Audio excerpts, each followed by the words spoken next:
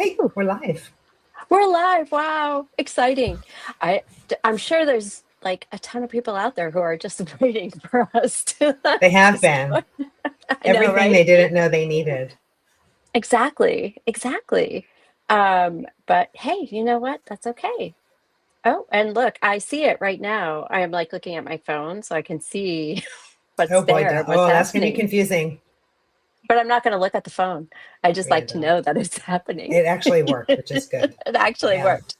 yeah. Anyway, so yeah, so great. So thank you for being a willing participant in my, I guess, I don't know. I feel like Pinky in the Brain sometimes where I'm like, hey, let's do the same thing we do every day to take over the world. Um, not that this is going to take over the world, but yes, I like to plan. So, for those who don't know me, I'm Kim Berney-Brooke, and I am the founder of Uneven Surfaces. And I provide advisory and coaching services around belongingness, trust, also some neurosomatic neurology and ways to reset your nervous system and find that very interesting language that your nervous system talks so that you Mm. learn how to reprogram, re-regulate, get yourself not into a Zen state, but at least being able to recover more quickly when things throw you off Yeah. track. So I, that's I some of the like work I thinking of do. it as capacity, right? Like Yes, it increases my capacity to deal with the chaos. absolutely. Yeah. Absolutely, because we've got so much chaos, but we'll get into that in a little bit. So, you want to introduce yourself, Alexandra? Yes. Hi, I am Alexandra Norris, and I'm based in San Jose, California. So we're opposite sides of the country. And I have a similar thread to what Kim does. I work with executive leaders who are trying to achieve $100 million of annual recurring revenue, and they feel like their execution is at risk. So I help them quantify that risk. I help them understand what are the belief systems that are threatening their execution, and we help fix those up. And we get into definitely at some point that whole issue of the neurology of it, the emotional safety that's exists or doesn't exist, how protective the members of your executive team and your company are being of themselves, and what that's doing to your execution. So Mm, that's my jam. awesome. I love Yeah. it. So there's like some real fun cross fertilization that we do Yeah, sometimes. absolutely.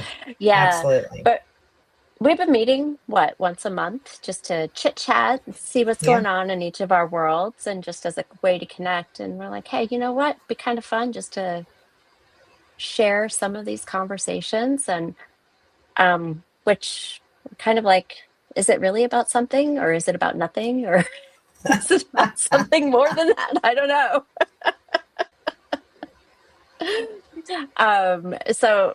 There was something that you had said the last time we spoke, which Mm, inspired what I wanted to call this, but we can always change the name.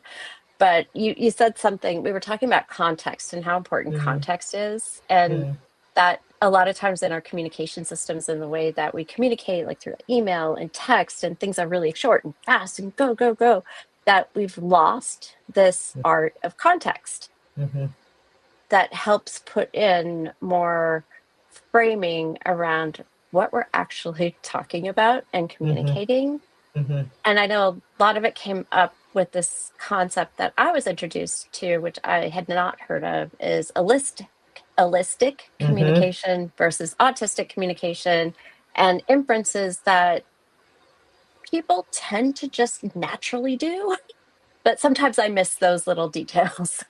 So it was just like a fun sort of conversation around that. So I liked that idea of context because if you've ever received an email from me, it'll be like really long. And so I've learned to like kind of let me not bury the lead. Here's what it is up Mhm, here, and then mhm, provide you the context below. So if you wanted to read sort of where my thinking would be more there. mhm. Um, but yeah, that was kind of the inspiration. So, what are you interested in covering in some of this conversation today? I love that.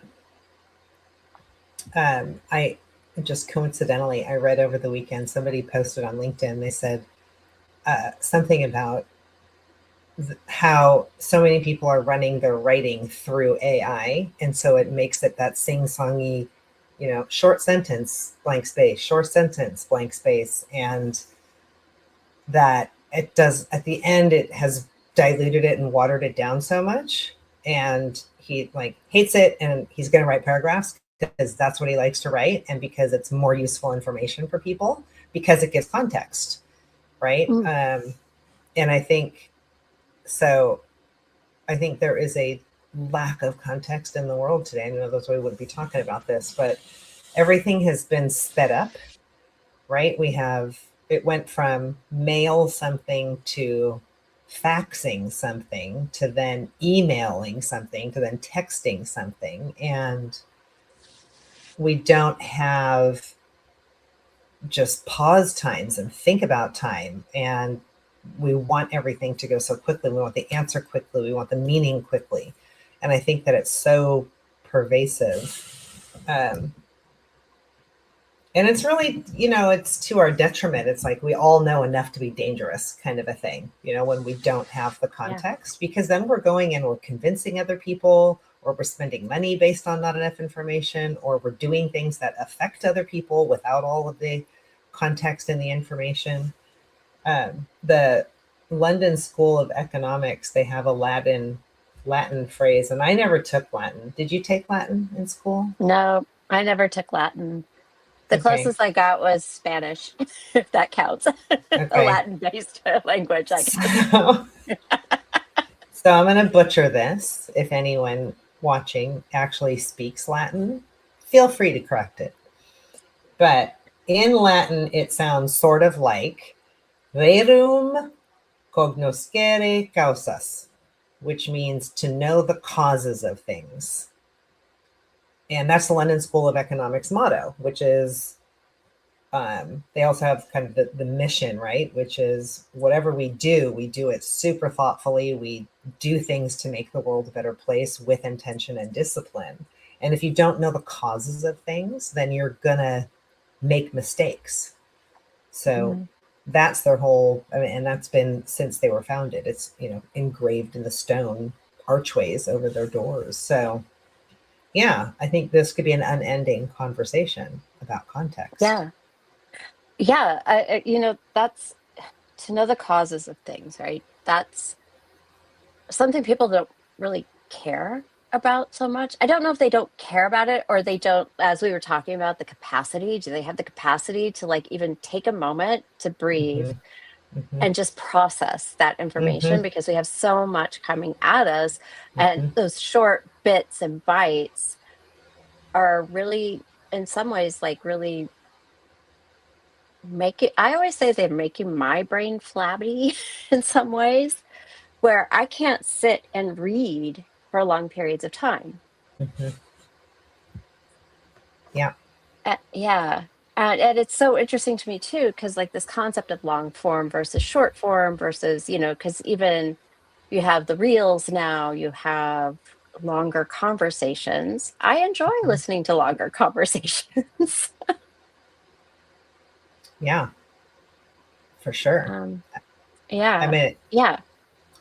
you and I have both been launching businesses, and I know that I got stuck at the point of all of the advice about how to prospect and what you should say. And it's been a real challenge and a task to figure out and to kind of come to terms with, but also still have my own way of doing things, that when I get hit with an ask or an advertisement or a request that I know is putting me in some sort of a sales funnel, I don't like it, Yeah. right? Like I will Yeah. actually be repelled by that kind of an approach. And yet all the advice is still do that. Yeah. And it has created kind of a conundrum in my brain of how actually do I go and find the people who I want to work with, who I think would benefit from the work that I do, without it sounding like a toothpaste ad or whatever, right? Like, or like everyone else out there, or using like jargon, or like how, yeah. yeah, and especially if, using AI, because same thing, right? Like all of this noise around, like, this is how you do this, and and I am so not a linear processor or thinker, Mm, or how I actually do my work is not always linear in nature. hmm And I mean, I don't know how, and I know people who are, right? But to me, they're the exception, and I'm like always amazed. I'm like, wow, How do this they is do not that? how I function. Yeah, I have some really good friends that are like that. I'm like, whoa, it's so not my world. Living in my brain feels like chaos sometimes. Yeah, um, and 100%. but yeah, but it's this idea of like, how do you know use the tools and the techniques that are available, but still like maintain your own voice and who you really are, which is part of the reason why I've started to take a step back from even AI and using hmm AI, because what I would end up doing is spending most of my day having a conversation with it. Right? And then I'd have so much content, and I'm like, I don't even know what to do with this. Yeah. And it's all one gigantic scroll that is not Yes. organized, and it's very, very challenging. Yeah. Yeah. I know Yeah. for me, So, I kind of took it back to basics and said, I don't want to create false pain, like so many advertisers do. Like, mm, this is your biggest problem. And if you solve it, you'll have 100% peace and contentment in your life in 3 easy steps. Like, I really don't wow, I ever want want to that. sound like that. And you'll be beautiful and handsome and gorgeous and attractive. Yeah. And your bank account will be enlarged, and you will never want for anything. Sounds pretty But amazing. exactly. In 3 easy steps. What's today? Tuesday? Right. By Oh, Friday, you'll be amazing. golden. Yeah.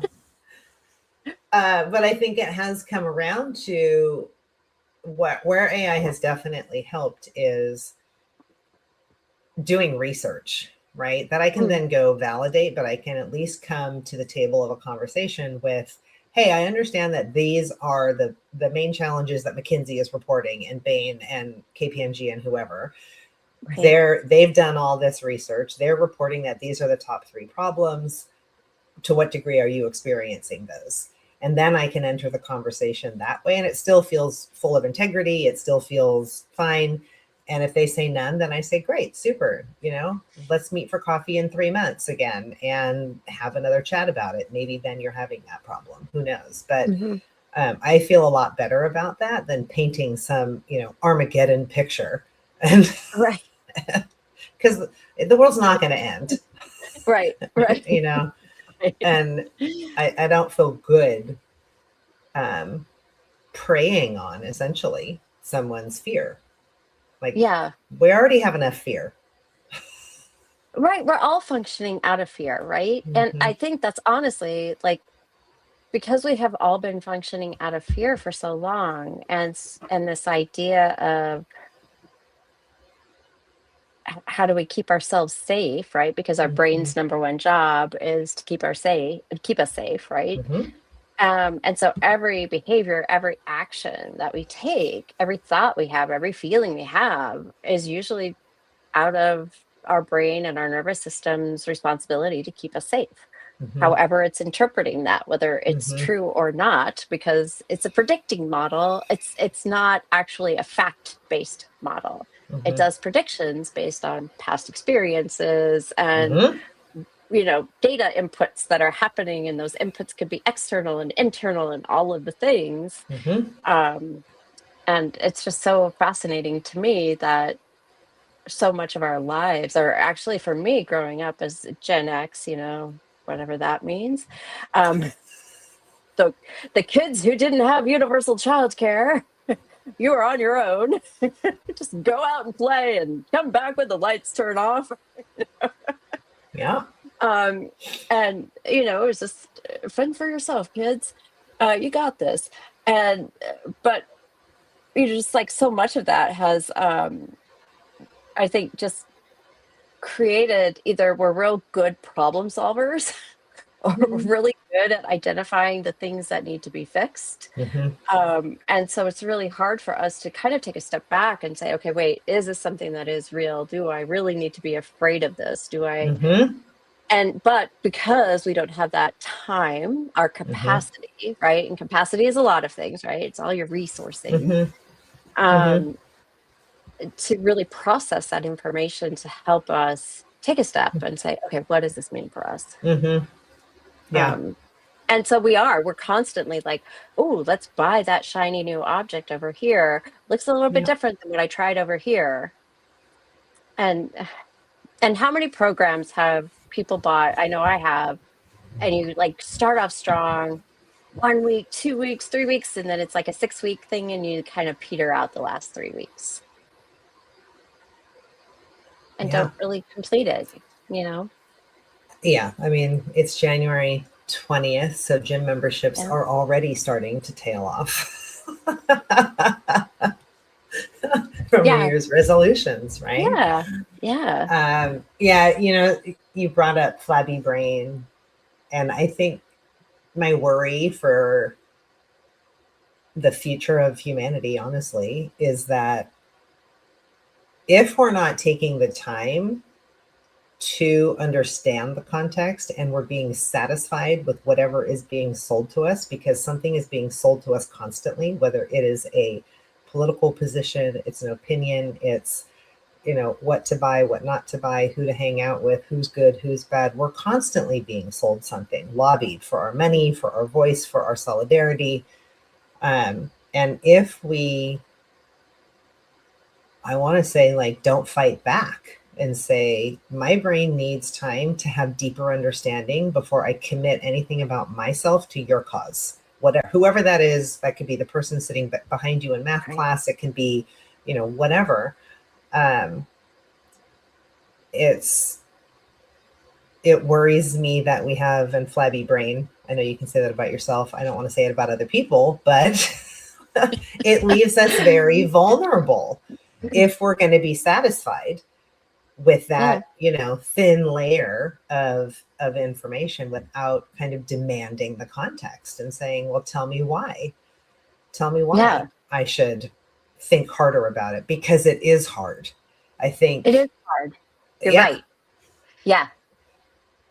Yeah. I mean, oddly, I heard a comedian, I think, talking about, as Gen X, without a phone in our hand all the time, if we had to wait for a bus, we had to sit and think. If we were sitting on the bus, we had to sit and think. If we were waiting for our parents to pick us up at the doctor's, we had to sit and think. We didn't have, this instant input. Or yes, we could read the highlights magazine at the dentist, Yes. right? But that at least had little puzzles in it, and we were engaging our mind, or we were learning something. Hmm. But it's an Yeah. interesting conundrum to pontificate on. How to implement it in your life is a whole other thing. And it is well, Yeah. and And I would go to what you said earlier, right? Like, our brains are protective, yeah. and people are literally, I think, so uncomfortable just sitting in still. Yes. Yes. Because sitting in still creates ambiguity. Hmm. And that ambiguity is scary because we have not allowed ourselves to sit there in Hmm. ambiguity. Hmm. And I want to say that ambiguity is what has created a lot of the innovation for Hmm. what we're trying, things that we have done Hmm. before. Hmm. Um, and without that, without being bored, you don't create new things. Hmm. I don't know. Yeah. I always tell my kids, I was like the opposite parent. I didn't care. Like, if we did short car trips or something, I didn't mind if my kids were on a device or Yeah. whatever. Yeah. But I said, if we're going to be in the car for more than an hour, no devices. Hmm.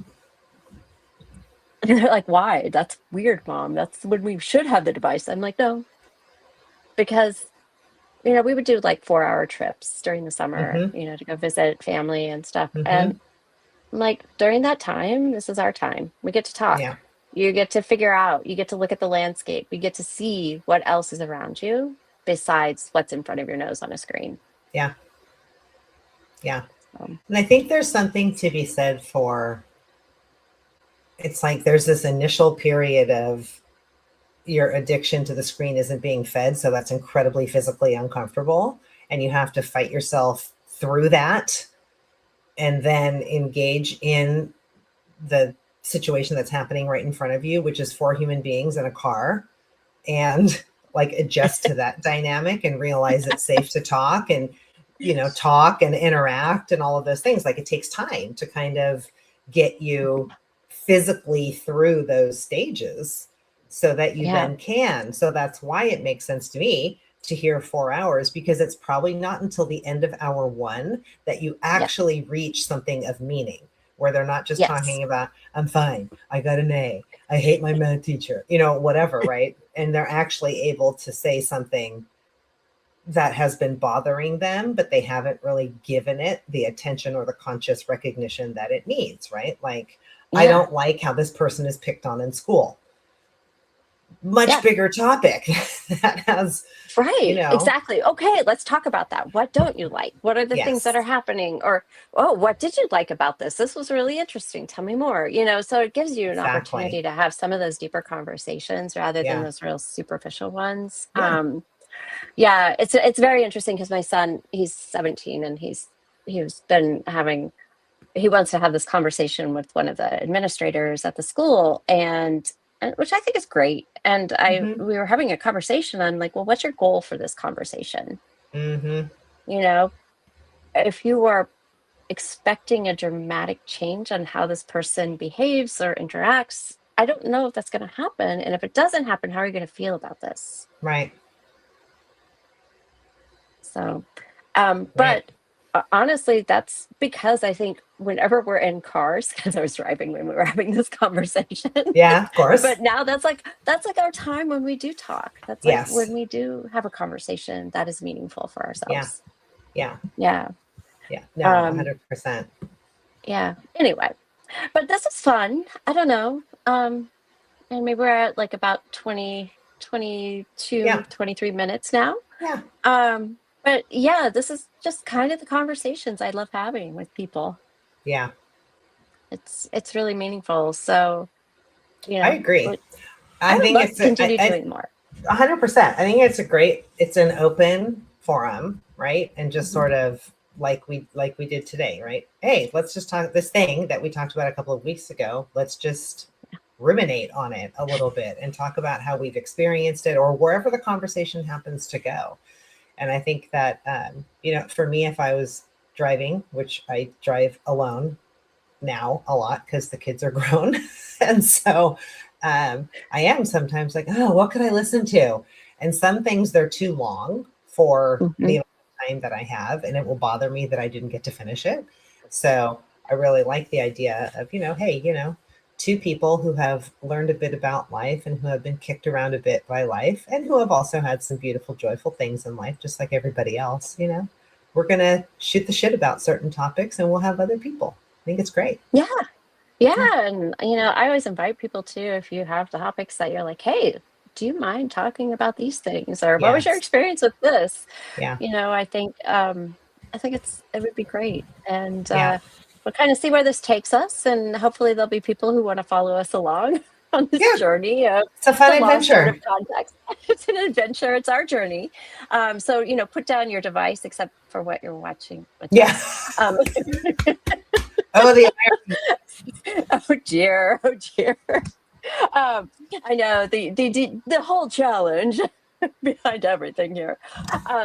But yeah, no, I think it's great, and I would love to continue these conversations and invite others to join along with us. So we thank can you so always send it much. out to people on a cassette tape. That is true. That is very true. But do people have devices that will play a cassette tape anymore? We can send the cassette tape and the device to those who so desire. Yes.